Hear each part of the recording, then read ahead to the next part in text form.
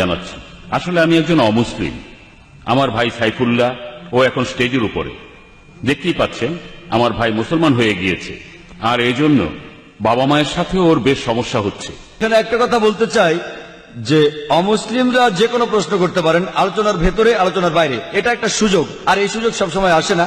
আমি যে কোনো প্রশ্নের উত্তর দিতে রাজি। আপনি যদি অমুসলিম। আসসালামু আলাইকুম প্রিয় দর্শক, আমরা আজকের ভিডিওতে ডক্টর জাকির নায়েক স্যারের একটি ভিডিও আপনাদের সামনে উপস্থাপনা করব, যেখানে একজন অমুসলিম ভাই ডক্টর জাকির নায়েক স্যারকে প্রশ্ন করেছিল যে ডক্টর জাকির নায়েক স্যার, সৃষ্টিকর্তা বা মহান আল্লাহ তাআলা কিছু মানুষকে প্রতিবন্ধী বা গরিব করে কেন পৃথিবীতে প্রেরণ করেন? চলুন আমরা দেখে আসি যে ডক্টর জাকির নায়েক স্যার এই প্রশ্নের উত্তর কিভাবে দিয়েছিল। আমার নাম মিলে রাজা। আসসালামু আলাইকুম। ওয়ালাইকুম আসসালাম। আল্লাহর নামে শুরু করছি, যিনি পরম দয়ালু আর পরম করুণাময়। আর মহানবী মুহাম্মদ সাল্লাল্লাহু আলাইহি সাল্লামকে যথাযথ সম্মান জানাচ্ছি। আসলে আমি একজন অমুসলিম। আমার ভাই সাইফুল্লাহ ও এখন স্টেজের উপরে, দেখতেই পাচ্ছেন আমার ভাই মুসলমান হয়ে গিয়েছে, আর এই জন্য বাবা মায়ের সাথে ওর বেশ সমস্যা হচ্ছে। এটা আমার প্রশ্ন না। আমি এখানে আসলে অন্য ধর্মের মানুষ। আমি এখানে একটা কথা বলতে চাই যে অমুসলিমরা যে কোনো প্রশ্ন করতে পারেন, আলোচনার ভেতরে আলোচনার বাইরে। এটা একটা সুযোগ, আর এই সুযোগ সবসময় আসে না।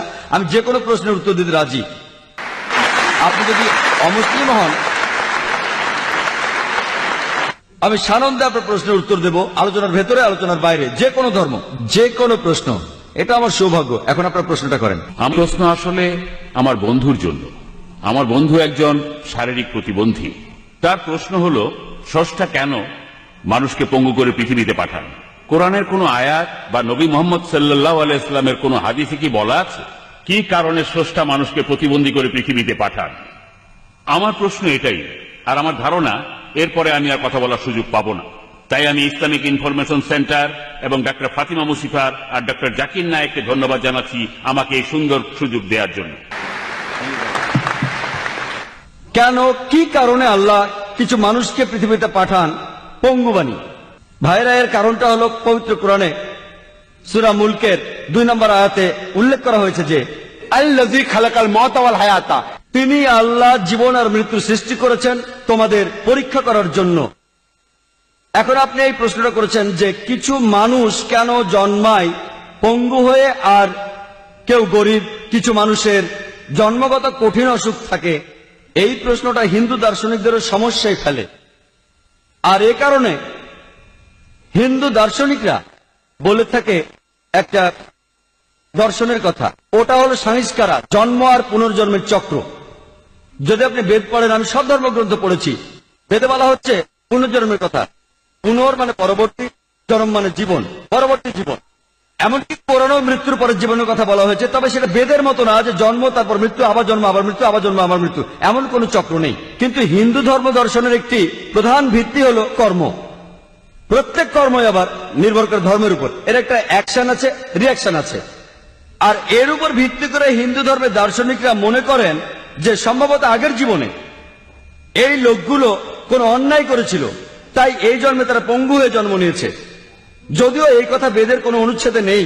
বেদ হচ্ছে হিন্দু ধর্মের সবচেয়ে পবিত্র গ্রন্থ, আর বেদে এই সম্পর্কে আপনি কিছুই পাবেন না।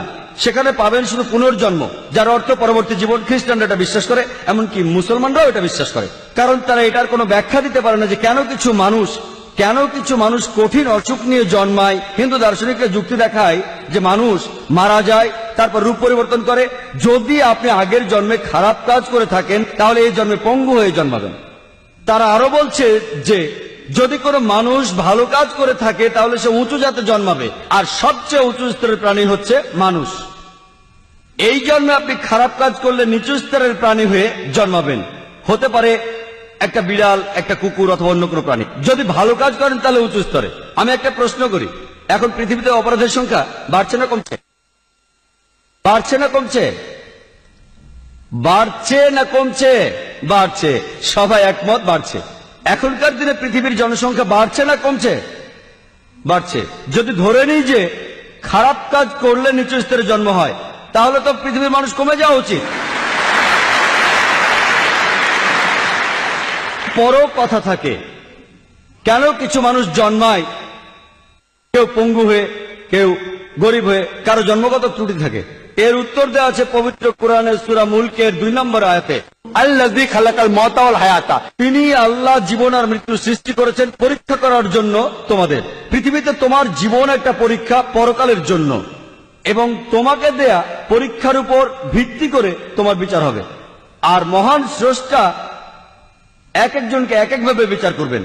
যখন আপনি কোনো পরীক্ষা দিতে বসেন, প্রত্যেক বছর পরীক্ষার প্রশ্নপত্র বদল হয়। যদি প্রশ্ন না বদলায় তাহলে পরীক্ষাটা কিসে? প্রতি বছর প্রশ্ন বদলাবে। একইভাবে আল্লাহ সুবহানাহু ওয়া তাআলা বিভিন্ন মানুষকে বিভিন্নভাবে পরীক্ষা করেন। তিনি কিছু মানুষকে সম্পদ দেন, আর যদি কাউকে সম্পদ দেন, ইসলামী শরিয়া বলে আপনার অতিরিক্ত সম্পদের 2.5% দান করে দিতে হবে, যেটাকে বলা হয় যাকাত। আর গরিব মানুষকে কোনো জাকাত দিতে হবে না, সেই 100তে 100 পাবে জাকাতে। আর ধনী লোক, তাদের জন্য স্বর্গে যাওয়া খুবই কঠিন হয়ে যাবে। যীশু খ্রিস্ট বলেছেন ধনী লোকের পক্ষে স্বর্গে যাওয়া অসম্ভব, আর মহানবী সাল্লাল্লাহু আলাইহি ওয়াসাল্লাম বলেছেন এটা খুবই কঠিন ধনী লোকের পক্ষে সহজে বেহেশতে যাও। যদি আপনি ভালো করে দেখেন যে আল্লাহ সুবহানাহু ওয়া তাআলা আপনাকে যে সুযোগ সুবিধা দিয়েছেন তা দিয়েই আপনার বিচার করা হবে। যদি আপনাকে সম্পদ দেন তাহলে জাকাত দিতে হবে, যদি সম্পদ না থাকে কোনো জাকাত দিতে হবে না। কিছু মানুষকে তিনি পঙ্গু বানিয়ে পৃথিবীতে পাঠান, তারা পঙ্গু হয়ে জন্মায়। যদি কেউ আমাকে প্রশ্ন করে যে এই শিশুটির অপরাধ কি, সে কি অন্যায় করেছে, আমরা ইসলামে বিশ্বাস করি প্রত্যেক শিশু মাসুম, প্রত্যেক শিশু নিরপরাধ আর নিষ্পাপ। কিন্তু যখন সে এভাবে জন্মাচ্ছে, হতে পারে যে আল্লাহ কোরআনে বলেছেন তোমার সম্পত্তি, তোমার সন্তান, তোমার স্ত্রী হলো তোমার জন্য পরীক্ষা। এটা বাবা মার জন্য পরীক্ষা হতে পারে। হয়তো আল্লাহ বাবা মাকে পরীক্ষা করছেন, হয়তো বাবা মা আল্লাহকে খুব মানে, হতে পারে তারা খুব ধার্মিক। এখন আল্লাহ তাআলা তাদের আরো কঠিন পরীক্ষায় ফেলেছেন যে এবার তোমাদের সন্তানকে পঙ্গু বানালাম। স্রষ্টা দেখতে চাইছেন এখনো সেই বাবা মা আল্লাহকে বিশ্বাস করে কিনা। আর পরীক্ষা যত কঠিন, পুরস্কারও তত বড়। যেমন ধরেন, আপনি যদি বিএ তার মানে গ্র্যাজুয়েশন পরীক্ষা দেন, এটা খুব সহজ। কিন্তু আপনি যখন মেডিকেল গ্র্যাজুয়েশন পরীক্ষাটা দেবেন, সেটা বেশ কঠিন। কিন্তু আপনি যখন এমবিবিএস পাস করবেন, নামের আগে লেখা হবে ডাক্তার, পরীক্ষাটা কঠিন, কিন্তু যখনই আপনি পাস করবেন আপনি ডাক্তার। সম্মানটা অনেক বেশি। পরীক্ষাটা যত কঠিন, পুরস্কার তত বড়। তাহলে আল্লাহ বিভিন্ন মানুষকে বিভিন্নভাবে পরীক্ষা করেন। একজন মানুষ পঙ্গু হয়ে জন্মেছে, তার মানে এই না যে সে আগের জন্মে অন্যায় করেছে, সে নিষ্পাপ। সে যে পঙ্গু, এটা হয়তো তার বাবা মায়ের জন্য পরীক্ষা, হতে পারে এটা তার নিজের জন্যও পরীক্ষা। আল্লাহ তাকে পরীক্ষা করতে চান যে সে এখনো স্রষ্টাকে বিশ্বাস করে কিনা। আর এজন্য আল্লাহ কিছু মানুষকে গরিব বানান, তারা দরিদ্র হয়ে জন্ম নেয়। আবার কিছু মানুষকে ধনী বানান, কিছু মানুষ ভালো স্বাস্থ্য নিয়ে জন্মায়, আর কেউ পঙ্গু হয়ে জন্মায়। আল্লাহ বিচার করেন পরীক্ষার উপর ভিত্তি করে। চিন্তা করেন, 100 মিটার দৌড় প্রতিযোগিতায় কিছু লোক থাকে পঙ্গু, তারা 50 মিটার থেকে শুরু করে, কারণ হয়তো তার পায়ে সমস্যা আছে, আর এই কারণে সে শুরু করে 50 মিটার আগে থেকে। যদি আল্লাহ দেখেন যে কোনো মানুষের কাছ থেকে কিছু সুযোগ সুবিধা কেড়ে নেওয়া হয়েছে, তাহলে তিনি সেভাবেই বিচার করবেন। যদি পরীক্ষার প্রশ্ন কঠিন হয় তাহলে টিচার সহজভাবে খাতা দেখেন, আর যদি প্রশ্ন সহজ হয় তাহলে টিচার একটু কঠিনভাবে খাতা দেখে থাকেন। আর আল্লাহ তাআলা এক এক মানুষকে এক একভাবে তৈরি করেছেন, বিভিন্ন রঙে, বিভিন্ন ভাষায়, আলাদা আলাদা পরিবেশে। আর আল্লাহ সুবহানাহু ওয়া তাআলা যাকে যে পরিবেশ দিয়েছেন, যে সুযোগ সুবিধা দিয়েছেন, সেইভাবেই তার বিচার করবেন।